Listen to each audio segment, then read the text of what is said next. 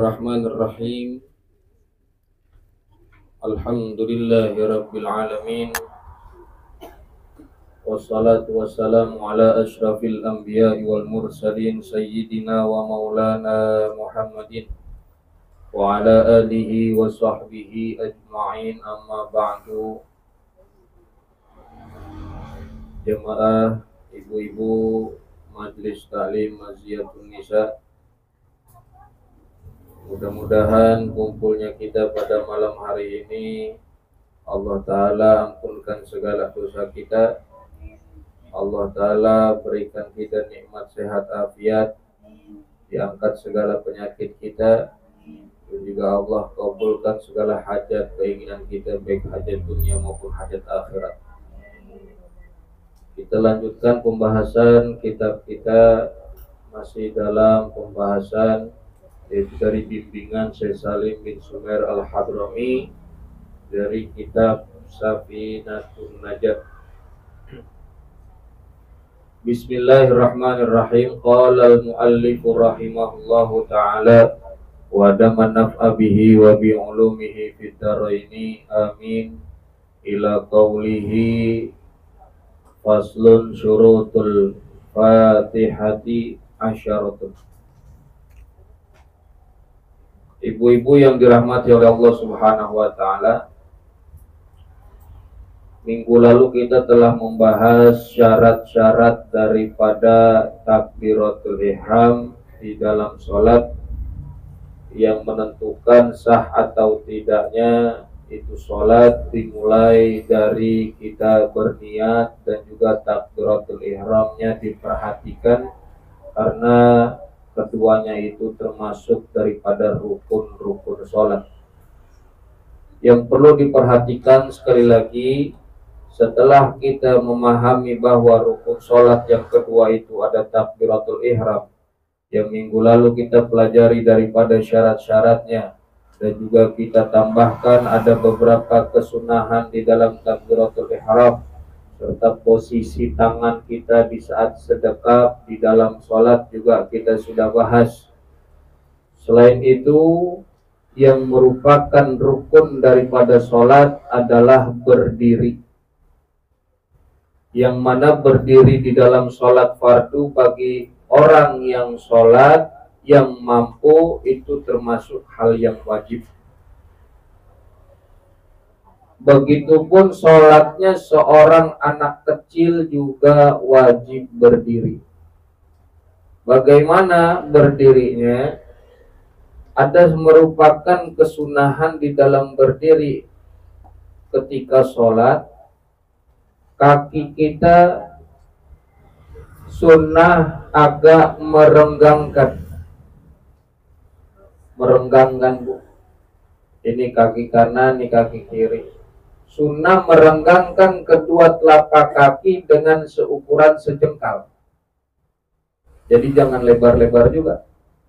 Sunnahnya berapa? Sunnahnya sejengkal. Di saat kita berdiri dalam sholat, sunnah merenggangkan telapak kaki kita kanan dan kiri dengan jarak sejengkal. Dan juga berdirinya kita sunnah mencondongkan kepala agak sedikit miring. Ya. Sunnah mencondongkan, jadi nggak tetap nggak tegang, tapi agak condong, agak apa tuh namanya, agak nunduk sedikit tuh.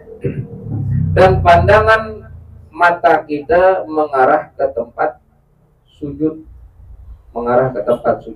dari mulai awal sholat sampai akhir, kecuali nanti ada beberapa saat atau waktu di mana mata kita memandang tempat yang lain. Contoh di saat tasyahud, asyhadu alla ilaha illallah, ketika syahadat sunnah memandang jari telunjuk. Ya, di saat tasyahud sunnah memandang jari telunjuk, dan ketika salam sunnah menghadap kepada kiblat. Nah, selain itu memandang ke arah tempat sujud dari mulai awal sholat sampai selesai.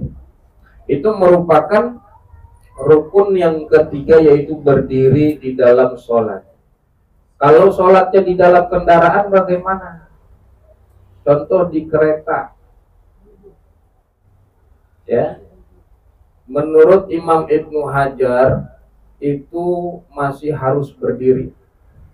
Tapi kalau Al-Imam Ar-Ramli khawatir daripada menghilangkan kehusyuan ketika sholat, maka boleh duduk. Ya, mau pakai yang mana dah? Duduk kalau saya mengatakan. Ya, itu kondisi-kondisi tertentu. Tetapi di saat kita masih mampu berdiri, maka sholat wajib berdiri. Begitu juga di saat membaca suratul Fatihah. Di sini ada syarat-syaratnya. Ya. Suratul Fatihah di dalam sholat itu sebagaimana dalam sabda Nabi Muhammad SAW, la sholata liman lam yaqra bi Fatihatil Kitab. Tidak ada sholat atau tidak dikatakan sholat bagi orang yang tidak membaca suratul Fatihah. Maka dari dalil ini kita dapat mengetahui bahwa membaca surat Al-Fatihah itu merupakan hal yang wajib dilakukan di dalam sholat. Kita harus mempelajari dan memahami secara betul bagaimana yang dikatakan membaca suratul Fatihah di dalam sholat. Karena ini menentukan sah atau tidaknya sholat kita. Ada orang-orang yang wajib membaca suratul Fatihah. Contoh orang yang sholatnya sendiri ini wajib baca suratul Fatihah. Ya. Bagi yang sholatnya sendirian, yang munfarid, itu wajib membaca suratul Fatihah di setiap rakaatnya. Begitupun yang kedua, yang wajib membaca suratul Fatihah yaitu seorang imam. Seorang imam dari sholat berjamaah wajib membaca suratul Fatihah. Yang ketiga, yang wajib membaca suratul Fatihah adalah seorang makmum. Makmum wajib membaca suratul Fatihah. Makmum yang mana? Yaitu makmum yang sempat menemui berdirinya imam di dalam waktu yang cukup membaca suratul Fatihah. Makmum masbuk. Makmum masbuk. Masbuk itu artinya yang tertinggal, Bu. Tinggalan jamaah, dia agak telat datangnya. Pas dia datang, tapi di saat dia tiba dan melihat, menemui imam masih dalam posisi berdiri di waktu yang cukup membaca suratul Fatihah, maka itu makmum yang masbuk tadi merupakan juga wajib membaca suratul Fatihah. Nanti ada beberapa yang ini nggak wajib, ternyata dia ya, atau yang ini dia harus benar-benar menyempurnakan karena tadi dia ada leha-leha segala macam. Itu nanti kita jelasin. Jadi ada 3 orang, Bu, yang wajib membaca suratul Fatihah. Yang pertama tadi orang yang sholatnya sendiri, yang kedua seorang imam, dan ketiga makmum masbuk yang sempat menemui berdirinya imam di dalam waktu yang cukup untuk membaca suratul Fatihah. Masbuk itu tertinggal ada 2, masbuk hakiki, ada masbuk maknawi. Jadi dipahamin dulu, masbuk itu ada masbuk hakiki, ada masbuk maknawi. Apa itu masbuk hakiki? Masbuk hakiki itu adalah seseorang yang ketinggalan rokaat, itu masbuk hakiki. Yang sebenar-benarnya masbuk, yang memang itu orang ketinggalan rokaat bersama imam. Nah, yang dikatakan masbuk maknawi adalah seseorang yang dia bersama dengan imam tetapi ketinggalan rokaat. Dia bersama dari awal tuh bersama dengan imam tetapi ketinggalan rokaat. Contoh tadi kayak dia lagi mau nyangkepin atau nyempurnain bacaan suratul Fatihahnya, tapi karena bacanya masih beraba-raba, masih agak-agak susah, ribet, imam tahu udah ruku, imam udah i'tidal, sedangkan dia baca Fatihah belum kelar. Nah, ini makmum masbuk maknawi namanya. Kan ada yang begitu. Atau imam kayaknya kecepet banget habis ruku, i'tidal, sujud, ini segala macam. Lah itu orang makmum mau bangun dari ruku aja agak susah, dia mau i'tidal. mau sujud buru-buru ntar dia keburu nyungsep. Nah ini namanya masbuk maknawi. Ya. Nah kemudian baru kita masuk ke dalam kitab. Faslun, adapun ini pasal suratul Fatihati, adapun syarat-syarat membaca suratul Fatihah. Adapun syarat-syarat membaca suratul Fatihah asyaratun, ada 10.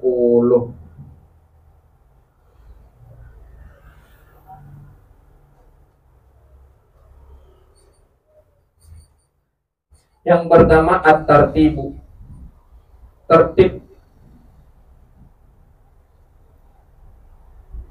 Apa yang dimaksud dengan tertib membaca suratul Fatihah? Berurutan bacanya dari ayat pertama, kedua, ketiga sampai selesai. Jangan dilengkap.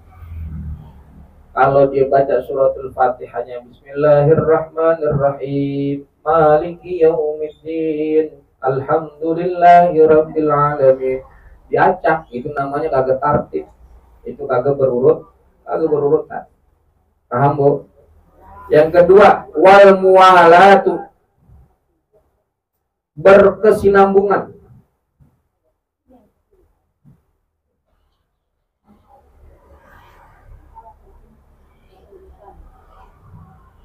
Berkesinambungan apa, Bu? Nyambung. Iya, nyambung. Artinya tidak ada hal atau satu apapun yang memisah dengan jarak waktu yang lama. Bismillahirrahmanirrahim, Alhamdulillahirabbil alamin, Ar-Rahmanirrahim, Maliki yaumiddin. Ada pemisah minimal 1 helaan napas, itu boleh, Mas. Maksudnya 1 helaan napas, 1 kali narik. Bismillahirrahmanirrahim, Alhamdulillahirabbil alamin, Ar-Rahmanirrahim, 1 kali napas saja itu masih boleh. Tapi kalau 2 kali napas tidak diperbolehkan, karena itu masuk ke dalam kategori berhenti yang lama. 2 kali napas. Paham, Bu? Kalau 1 kali helaan napas itu masih diperbolehkan. Atau mungkin berhentinya dia karena batuk atau bersin yang kagak ketahan. Karena batuk atau karena bersin, ini sering banget kita. Betul nggak? Kita lagi sembahyang, ada orang masak goreng apa ya? Terasi.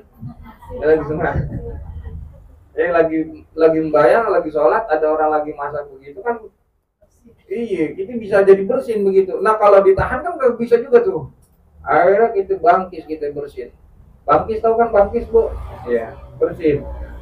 Nah itu kalau begitu kagak apa-apa. Cuman kalau sampai dalam waktu yang lama berhentinya, maka ini tidak memenuhi syarat mualah. Mualah itu bersambung, berkesinambungan. Kemudian yang ketiga, wal mura'atu, dan memperhatikan huruf-huruf Al-Fatihah.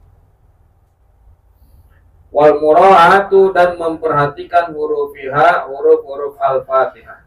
Itu yang ketiga. Keberapa? Ya, ketiga ya. Memerhatikan huruf-hurufnya. Dari mulai ayat pertama sampai ayat akhir, setiap hurufnya keluar dari lisan kita sesuai dengan makhrajnya. Ya, sesuai dengan makhrajnya. Makharijul huruf. Maka belajar kalau tidak sesuai, contoh ghain, siratal ladzina an'amta 'alaihim ghairil maghdub, ghain, jangan ghairil maghdu.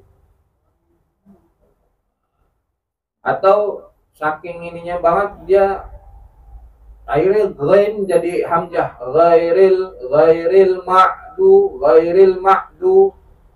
Nah, ini nggak bisa. Harus sesuai dengan makhrajnya. Ya. Bismillahirrahmanirrahim, Alhamdulillahi rabbil alamin, bukan rabbil ngalamin gitu. Sesuai dengan makhrajnya, Bu. Ya. harus sesuai dengan makhrajnya. Dan ini harus diperhatikan, kalau tidak maka Al-Fatihahnya tidak sah. Ulang lagi dari awal. Siratal ladzina za. Kalau orang ngulon sebelah sono biasanya ngomong za jadi dal. Adan udah adan apa belum? Adan apa adan? Adan, tapi dia ngomongnya udah adan apa belum? Gitu. Ya kan? Nah, kalau ini disengaja maka sholatnya kagak sah. Siratal ladzina, harusnya siratal ladzi. Siratal ladzina. Nah, ini yang dikatakan oleh Imam Romli, kalau tadi secara sengaja dia siratal ladzina dibacanya dal, maka batal sholatnya, tidak sah. Atau mungkin kayak orang Bogor, orang Sunda kalau ngomong F apa? Hah? F. Bagusnya suratul Fatihah nggak ada huruf fa-nya. Kalau ada yang harusnya dibaca fa jadi pa. Ya, ini harus diperhatikan. Ada beberapa makharajul huruf yang harus kita pelajari sehingga ini yang menyempurnakan bacaan Fatihah kita. Wa mura'atu tasdidatiha, dan memperhatikan tasdid Al-Fatihah. Memperhatikan tasdid. Wa mura'atu tasdidatiha. Nanti ada dijelasin, nanti kita selesai. Ada tuh beberapa tasdid yang harus kita perhatikan di dalam surat Al-Fatihah. Itu ada 14. Ada 14 tasdid. Karena apa? Kalau tasdid itu berarti ada 2 huruf. Iyyaka, berarti ya-nya ada 2 di situ. Iyyaka, kalau dibacanya tanpa tasdid nanti itu dikatakan, kalau sengaja bahkan hal yang dibaca tersebut itu maka dikatakan kafir, Bu, di dalam Fathul Muin. Karena apa? Karena iyyaka kalau nggak pakai tasdid artinya matahari. Tapi kalau pakai tasdid artinya hanya kepadamu. Iyyaka. Kalau dibacanya nggak pakai tasdid kayak iyyaka. Ya. Jangan dibalik juga, kalau yang kagak ada tasdidnya jangan dibikin ada tasdid. Maka kalau itu sengaja dia dibikin seperti itu maka haram. Tapi sholatnya sah, dia dosa. Karena dia merusak bacaan suratul Fatihah yang kagak dibikin tasdid tapi dibikin tasdid. Ya. Kalau dia tadi bacanya kagak dibikin tasdid, yang seharusnya tasdid, maka sholatnya batal jika sengaja. Tapi kalau nggak disengaja, sholatnya nggak batal. Tapi dia nanti sujud sahwi dianjurkan. Ya, itu yang tentang tasdid. Nanti dijelasin ada berapa tasdid, ada 14. Wa an la yaskuta, dan tidak berdiam. Wa an la yaskuta, dan tidak berdiam saktatan tawilatan, dengan diam yang panjang atau yang lama.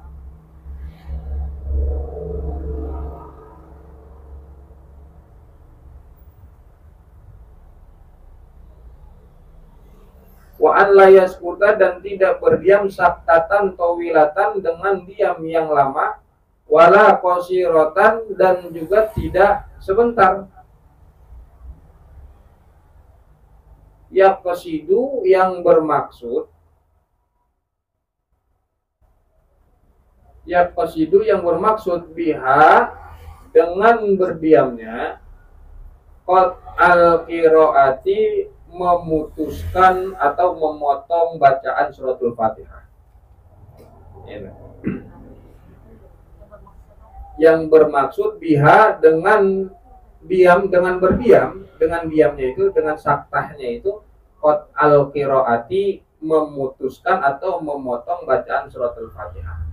Tuh, syarat yang kelima, di dalam membaca suratul Fatihah tidak boleh berdiam atau diamnya lama kayak tadi 2 kali napas. Nah, itu nggak boleh. wala qasiratan, bahkan satu kali napas aja juga nggak boleh.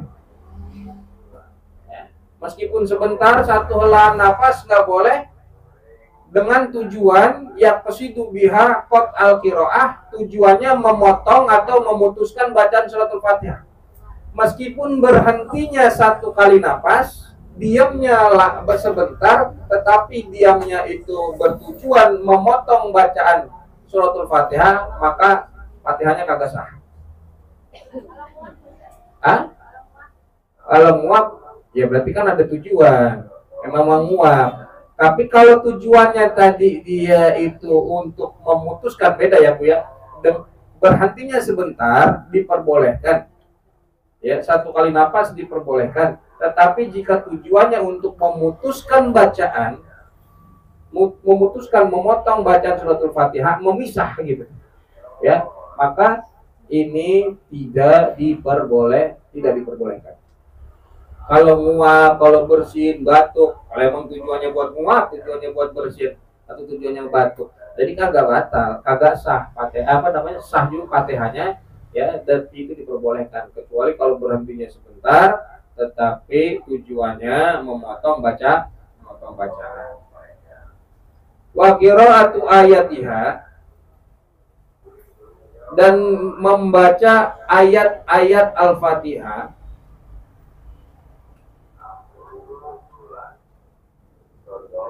wa minha, dan dari sebagian ayat, dan dari setengah ayat al-basmalatu, yaitu basmalah. Ya, wa qiraatu ayatiha, dan membaca ayat-ayat al-Fatihah, wa minha al-basmalatu, termasuk basmalah. Surat al-Fatihah terdiri daripada 7 ayat, maka setiap ayatnya dibaca dari ayat pertama, kedua, ketiga, dan keempat sampai akhir, yaitu ayat ke-7, termasuk basmalah. Bismillahirrahmanirrahim itu termasuk daripada ayat Al-Fatihah, termasuk daripada surat Al-Fatihah. Baik bacanya basmalah itu sir ataupun jahar, maka basmalah termasuk juga suratul Fatihah. Misal ibu berada di Haramain, di Makkah atau di Madinah, ketika nyampe sono ikut sembahyang, ikut sholat, imamnya kagak dibaca, kedengeran itu bacaan basmalahnya, Allahu Akbar, tahu-tahu Alhamdulillahirabbil alamin. Nah itu kan begitu tuh. Itu bukannya kagak baca, mereka juga baca, tetapi bacanya sir. Sir itu pelan, kagak dikenceng, kagak dikerasin atau kagak dikencengin. Paham? Jadi jangan pulang umroh nyampe sini sembahyang ikutin sono, alhamdulillah, ya langsung alhamdulillah, bismillahnya kagak dibaca. Kok nggak dibaca? Orang di sono aja kagak dibaca katanya. Ya Allah, baca dia, cuman bacanya sir, pelan-pelan. Ya, cuman kalau kita dari mazhab kita Syafi'i lebih diutamakan dibaca secara jahar, bismillah sampai waladhdallin sampai akhir. Kemudian wa adamul lahni, dan tidak ada kekeliruan. Ya, wa adamul lahni, dan tidak ada kekeliruan. Kekeliruan dalam bacaan lahan namanya. Kekeliruan dalam bacaan namanya lahan. Wa adamul lahni, dan tidak ada kekeliruan al-mukhilli bil makna, yang merubah makna. Kekeliruan dalam bacaan yang bisa merubah makna itu akan dapat membatalkan suratul Fatihah kita. Jadi kalau adanya kekeliruan, yaitu lahan sendiri, yang dimaksud daripada kekeliruan bacaan itu ada dua, Bu. Keliru baca ada yang sampai merubah makna, ada keliru baca tetapi tidak merubah makna. Contoh keliruan baca yang merubah makna bagaimana? An'am tu, harusnya apa? An'am tak, tapi dia bacanya An'am tuh ini akan merubah makna. Ini merubah makna. Kenapa? Kalau tak itu kamu, kalau tu itu saya. Itu bahasa Arab begitu tuh. Tapi kalau dia bacanya an'am tuh, maka itu keliru baca yang merubah makna, maka itu dikatakan haram, dosa, dan juga batal sholatnya. Beda. Ya. Yang seperti itu. Sama kayak tadi iyaka jadi iyaki. Itu merubah makna juga. Tapi kalau kekeliruan baca, keliru bacaan kita tetapi tidak sampai merubah makna. Contoh kayak apa namanya? Iyyaka na'budu. Harusnya apa ya? Iyyaka na'budu. Ah, ini kan keliru baca. Na'budu jadi na'budu dia, tapi ini tidak merubah makna. Nah, kalau tidak merubah makna, jika sengaja dilakukan haram, dosa, tapi sholatnya sah. Tapi kalau tidak sengaja, hanya sampai kepada makruh, sholatnya tetap sah. Kalau tidak merubah makna, tapi kalau merubah makna, dosa dia haram karena dia merusak bacaan suratul Fatihah, merubah bacaan suratul Fatihah, dan juga sholatnya tidak sah. Ya, kalau diterusin ya sholatnya kagak sah, tapi diulang boleh. Diulang Fatihahnya dari awal. Gitu. Yang ke-8, wa antakuna halatal qiyami, wa antakuna dan membaca suratul Fatihah halatal qiyami dalam keadaan berdiri fil fardi pada yang wajib. Membaca suratul Fatihah dalam keadaan berdiri.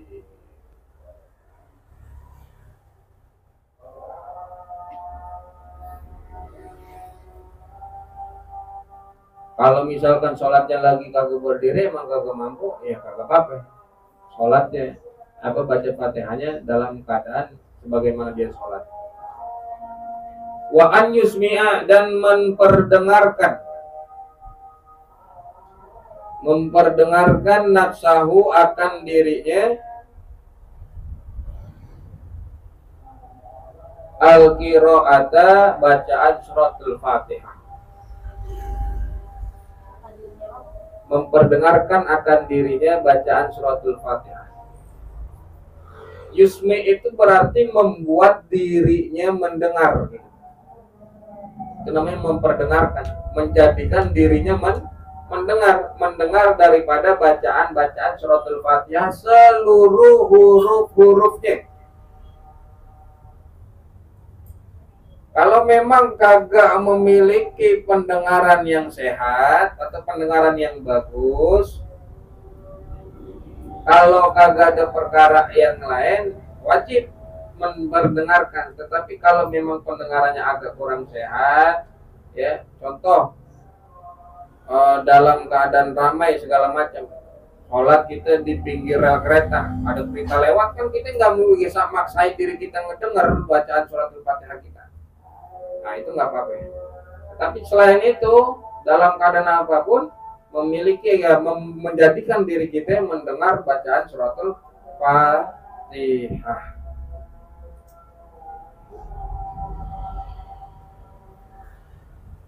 Kenapa? Karena suratul Fatihah termasuk daripada rukun qauli, dan rukun qauli itu harus minimal terdengar oleh diri kita sendiri. Kalau kagak, ini menentukan sah atau tidaknya rukun tersebut. Paham, Bu? Nah, yang terakhir, wa an la yatakhallala dan tidak menyelakan akan bacaan Fatihah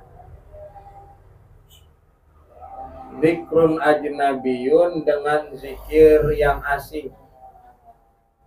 Tidak menyela-nyelakan bacaan suratul Fatihah dengan zikir yang asing, zikir yang ajnabi, yaitu zikir yang bukan termasuk bacaan suratul Fatihah.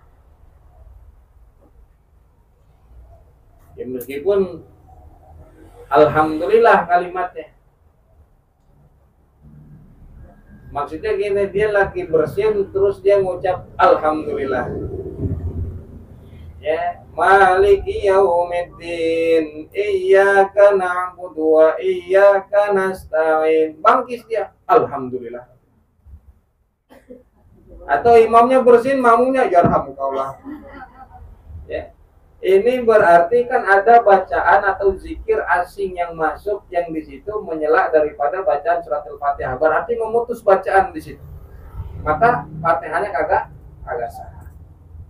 Ulang dari awal, ya. Ulang dari awal kalau gitu. Fatihahnya batal, dia wajib ulang dari awal. Refleks misalkan kaget atau apa, ada ucapan-ucapan yang keluar dari mulut kita yang memutuskan daripada bacaan surat Al-Fatihah. Kecuali ketika kita jadi makmum baca surat Al-Fatihah, imam sedang baca surat pendek. Ya, imam sedang baca surat pendek, kita sedang baca surat Al-Fatihah. Tapi ada bacaan imam yang kurang atau yang salah, maka ketika kita membenarkan bacaan imam itu tidak termasuk daripada memutuskan bacaan. Itu masih boleh. Contoh imam lagi baca surat Al-Kafirun, ya, wala antum abiduna ma abud wala ana abidu ma abadtum wala antum abiduna ma abud wala ana abidu ma abadtum wala antum abiduna ma. Imam baca begitu aja. Lah kita masa nggak ngebenerin imam keder, kita benerin. Kita benerin meskipun kita sedang baca surat Al-Fatihah. Contoh begitu, meskipun kita sedang baca surat Al-Fatihah, maka dengan kita membenarkan itu bukan berarti kita memutuskan bacaan kita. Maka itu masih boleh, kecuali dengan bacaan-bacaan kayak tadi. Dan juga Fatihah itu tidak boleh dengan bacaan atau qiraah yang seperti mujawaz, ya, dengan kayak bacaan para qori begitu tuh. Ya kelamaan nungguinnya. Iya, tapi murotal sebab itu nggak apa-apa kalau murotal. Kalau sampai Bismillah, gimana kalau qori? Sampai Bismillahirrahmanirrahimnya kan panjang bener tuh. Ya dengan apa namanya mujawaz itu namanya. Iya, terus dijawab begitu. Nah, dan juga ada tambahan kalau di dalam kitab Sulamut Taufik itu, kalau di sini kan 10 surat Fatihah syaratnya. Kalau di Sulamut Taufik itu ada 11, yaitu dengan bahasa Arab. Itu tambahannya. Tambahan daripada suratul Fatihah syaratnya yaitu dengan bahasa Arab. Jangan pakai bahasa Indonesia dengan menyebut nama alhamdulillah segala puji bagi. Pakai bahasa Arab. Nih, tadi kan dikatakan bahwa makmum yang masbuk membaca surat Al-Fatihah. Bagi makmum yang berleha-leha, bukan kepada perkara yang sunnah, ya, berleha-leha, dia tersibukkan dirinya, makmum nih bagi makmum. Dia mau ikut sembahyang jemaah, tapi makmum ini nyantai aja. Nyantai ya, baru baca Fatihah, baru mulai sholat. Nah, ketika imam berleha-leha tetapi tidak tersibukkan dengan perkara yang sunnah, contoh kayak taraweh, kita nyantai dulu nungguin imam, ya kan? Lalu kita mendapati imam di saat tersebut dengan waktu yang cukup membaca suratul Fatihah, maka kita harus menyelesaikan bacaan Fatihah. Itu makmum. Bukan kan makmum katanya tergantung imam, udah ditanggung sama imam baca Fatihahnya. Kalau makmum yang benar-benar kagak nemuin waktu yang cukup baca Fatihah itu ditanggung. Tapi kalau kita posisinya sudah menemukan atau mendapati bacaan Fatihah kita cukup, tetapi kita malah berleha-leha, tidak dengan perkara yang sunnah, gitu, ya, tersibukkan dengan hal-hal yang lain, meskipun itu mubah, maka kita wajib menyelesaikan Fatihah di situ. Wajib menyelesaikan meskipun imam udah ruku, imam udah i'tidal, imam udah sujud, maka di situ kita tidak mendapatkan satu rakaat bersama imam. Maka bahaya tuh, harus ngejangkepin Fatihah kalau begitu. Jangan mentang-mentang dibaca tanggung sama imam. Imam udah tinggal lam yalid wa lam yulad wa lam yakul lah, baru kita berdiri Allahu Akbar. Itu kita masih dapat Fatihah bersama apa sih? Masih dapat waktu yang cukup Fatihah bersama imam. Maka kita harus jangkepin di situ, jangan ngikutin ruku, nyelesain Fatihah. Karena wajib tadi makmum yang mendapati atau menemui imam dalam posisi berdiri dalam ruku, ya, dan kita masih bisa waktu tersebut cukup untuk membaca Fatihah, maka itu makmum wajib menyelesaikan bacaan Fatihah. Jadi ibu-ibu kalau lagi tarawih jangan santai duduk-duduk, karena di situ poinnya tuh. Ya, kalau mau duduk-duduk dulu, ukur waktunya bacaan apa kita kejar buat menyelesaikan bacaan Fatihah. Yang udah mau ujung, udah mau habis baru berdiri. Kita nggak dihitung satu rakaat itu kalau begitu. Nggak dihitung satu rakaat. Ya. Jadi begitu Bu. Syarat daripada suratul Fatihah harus kita perhatikan. Adapun kesunahan di dalam kita membaca suratul Fatihah, sunnah sebelum basmalah membaca a'udzu billahi minasyaitonir rajim. Membaca ta'awudz sunnah sebelum Fatihah. Allahu akbar. Baca doa kita mau baca suratul Fatihah, sunnah dengan kita membaca ta'awudz.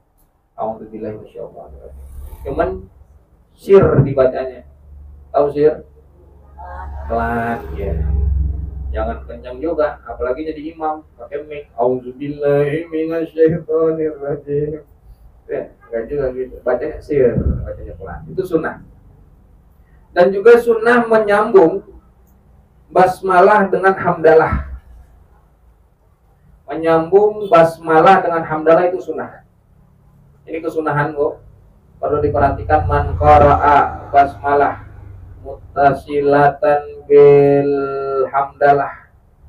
Ya, siapa orang yang baca ini banyak keutamaannya, diampuni dosanya oleh Allah. Gimana sih cara nyambungnya? Bismillahirrahmanirrahim. Alhamdulillahi rabbil alamin.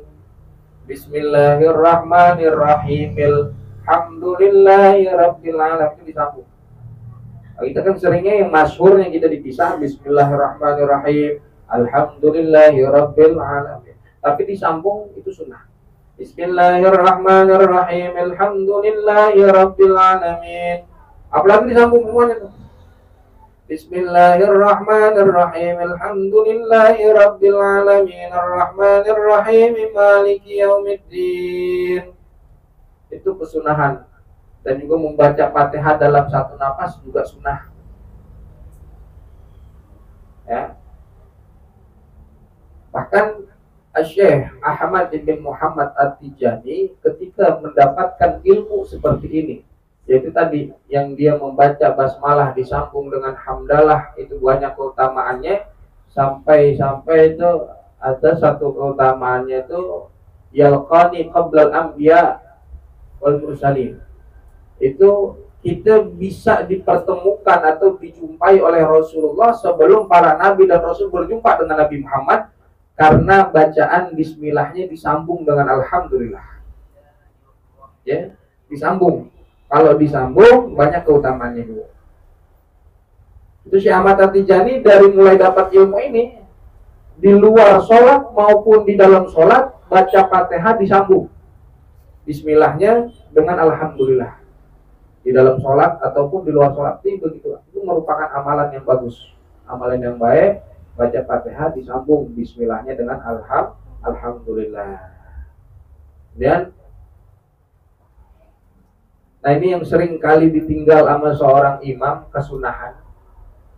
Nanti dijelaskan tuh ada beberapa saktah di dalam kitab ini juga ada, termasuk kesunahan imam itu sunnah untuk diam terlebih dahulu setelah amin. Habis amin, imam tuh jangan lanjut dulu baca surat pendek, diam dulu sejenak, memberikan kesempatan bagi makmum untuk membaca Fatihah. Biar ketika kita membaca surat pendek itu setelah Fatihah, makmum sunnah mendengarkan bacaan imam. Jadi gitu. Itu namanya berjamaah. Nah, imam untuk diam terlebih dahulu baca setelah amin, biar makmum itu kesempatan membaca Fatihah. Makmum selesai baca Fatihah, imam baca surat pendek, makmum mendengarkan bacaan imam, dapat pahala lah gitu. Karena sunnahnya gitu. Ya. Itulah yang dikatakan syarat dan juga kesunahan di dalam membaca suratul Fatihah. Nanti mungkin kita lanjut deh, daripada tasdid al-Fatihah. Ya. Atau sedikit deh Bu, nggak apa-apa ini mah, bentaran ini mah. Faslun tasdidatul Fatihah, tasdid al-Fatihah. Arba'ata asyarata, ada 14. Bentaran ini nyebutin doang. Pasal berikutnya yaitu tasdid surat al-Fatihah ada 14. Bismillahi fauqal lami, yaitu di kalimat bismillah, di huruf lamnya itu satu. Bismillah di atas huruf lam, kalimat bismillah. Ar-Rahmani di kalimat Ar-Rahman, di atas huruf ra-nya. Ar-Rahman itu yang kedua. Yang ketiga Ar-Rahim. Pertama bismillah di huruf lam, kedua Ar-Rahman di huruf ra, ketiga Ar-Rahim di huruf ra, Ar-Rahim. Keempat Alhamdulillah di huruf lam, fauqalamil jalalah di huruf lam jalalah. Kelima Rabbil Alamina, yaitu di kalimat Rabbil Alamin di atas huruf ba, Rabbi.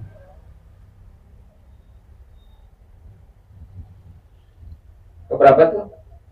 5. Sekarang ke-6 Ar-Rahman lagi di huruf ra. Ketiga keberapa? Ke-7 Ar-Rahim di huruf ra. Ar-Rahimi fauqa ra di kalimat huruf di kalimat Ar-Rahim di huruf ra. Kemudian ke-8 Maliki Yaumiddin fauqa dal di huruf dal, kalimat Maliki Yaumiddin. Maliki Yaumiddin di huruf dal. Ke-10 Iyyaka na'budu di huruf ya, Iyyaka nasta'in di huruf ya. Tuh, ke-10 ke-11 Iyyaka na'budu di atas huruf ya, Iyyaka nasta'in juga di atas huruf ya.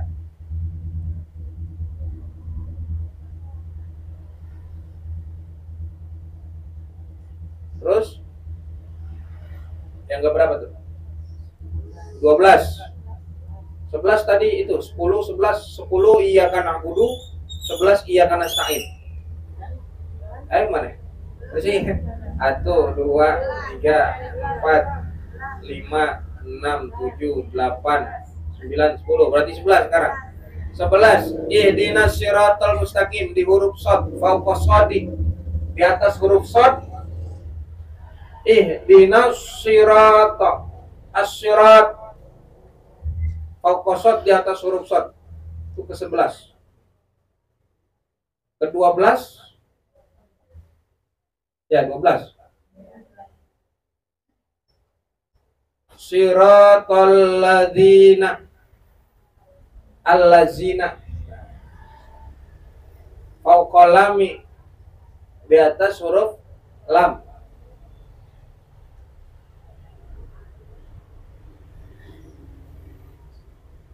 Terus 14 terakhir kalimat walad dhalin an'amta alaihim ghairil maghdubi alaihim waladdallin. Waladdallin di huruf apa tuh?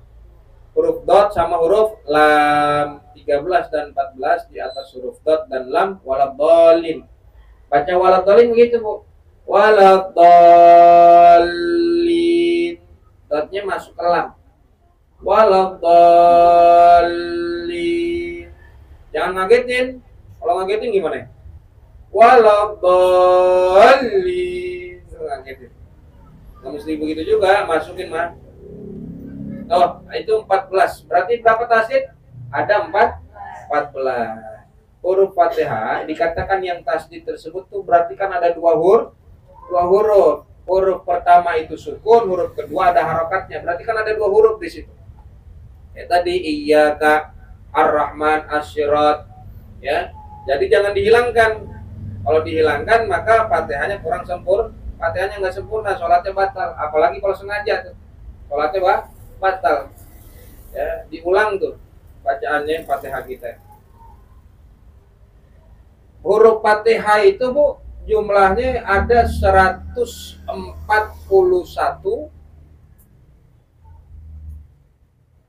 Gini dulu deh. Jumlah suratul Fatihah tadi tasdidnya ada berapa? Ada 14. Ditambah 141. 141 ditambah 14 berapa? 155. Nah, 155 ini kalau Maliki Yaumiddinnya nggak pakai alif. Maliki Yaumiddin itu 155 huruf jumlah suratul Fatihah. Kalau pakai alif jadi 156. Maliki Yaumiddin itu kedua-duanya boleh dibaca. Boleh dibaca Maliki Yaumiddin nggak pakai alif, nggak pakai matobi.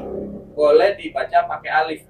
Maliki Yaumiddin yang pakai alif hurufnya 156, yang kagak pakai alif hurufnya 155.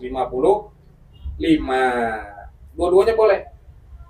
Jadi ulama aja, guru-guru kita kalau baca tuh rakaat pertama biasanya pakai alif Maliki Yaumiddin. Kalau rakaat kedua biasanya nggak pakai alif, Maliki Yaumiddin. Ngamali dua-duanya itu boleh. Ya, dua-duanya betul. Jadi huruf Fatihah ada 156 pakai alif, nggak pakai alif jadi 155. Jelas Bu ya? Ini itu aja suratul Fatihah. Syarat-syaratnya juga termasuk tadi tentang tasdidnya. Mudah-mudahan kita bisa mengamalkan, memperbaiki bacaan suratul Fatihah sehingga sempurna kita punya sholat, dan kita akan terus perbaiki sholat kita. Insya Allah kita akan bahas besok faslun yusannu raf'ul yadaini, yaitu disunahkan mengangkat kedua tangan nanti dalam posisi atau keadaan seperti apa. Allahu a'lam bishawab. Bisiril Fatihah.